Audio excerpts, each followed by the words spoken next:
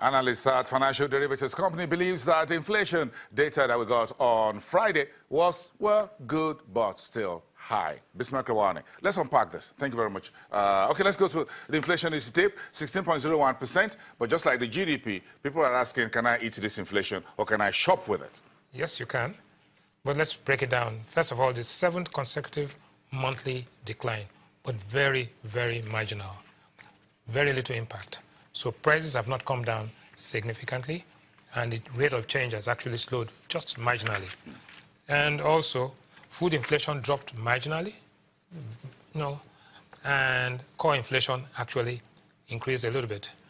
So net-net, it's about where we were. But now let's look at it. So headline inflation, 16.01. Food inflation instead of direction, yes, and the trend now, where we're coming from. Inflation went up, yes, and month-on-month inflation actually came down marginally.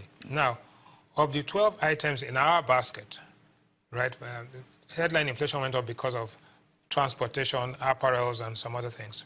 But when we look at how it affects the ordinary, how it affects you, we'll come back to that.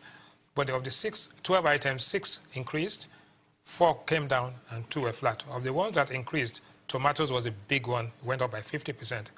But palm oil came down by 3%, and gari actually came down by 4.76%, and rice significantly came down by 28%. I think that's worth noting.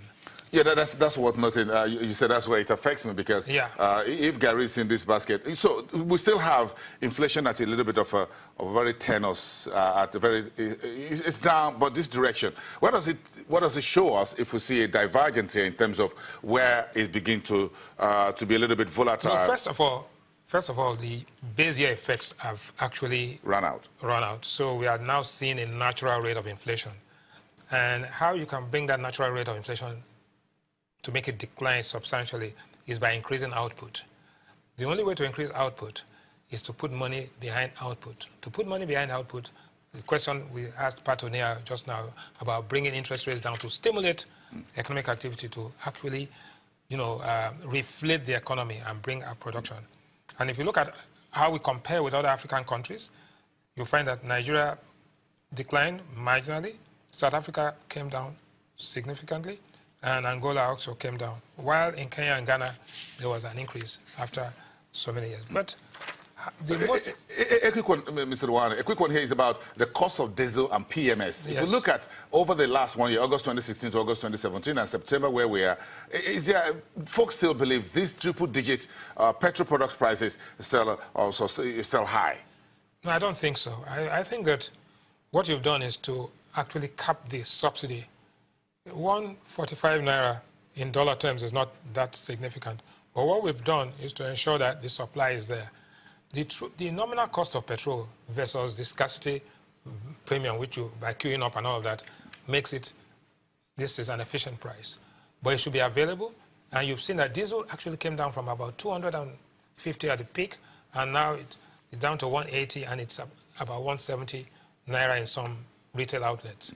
And that actually coincides with a time when actually power supply is actually improving, and the discussions with the minister. Okay, let's move on to the impact on you or on me. Yes. It's because once we put this this table over there on the screen, I'm sure 180 million Nigerians can see themselves. I think I belong to the left part or left for the first column, which is the Nigerian worker. Yes. I think Mr. Rewane belongs to the last, the third one, which you have the elite and the affluent. They have the middle class. Yes. Oh, folks, thank you very much. And, okay. Yes.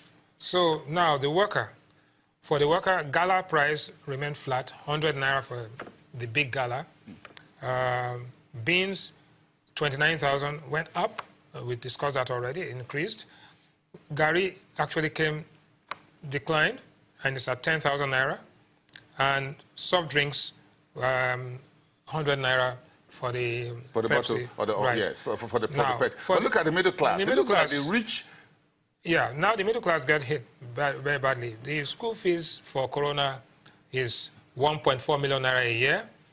The ARIC flight Lagos, Abuja, Lagos is at 55,000. That's stayed flat. And house rents also stay flat. So essentially, apart from school fees and the middle class actually where they are. Mr. Rewane, let's finish up this conversation in about 10 seconds. If you look at those images there at the top of the page, the worker and the middle class and affluent, the last top right corner, I'm sure that's where many Nigerians would like to be, with a tummy protruding and a very looking like a bald-headed man with other money. The first guy looks like the man on the street. Thank you very much for coming here, for bringing this very picture.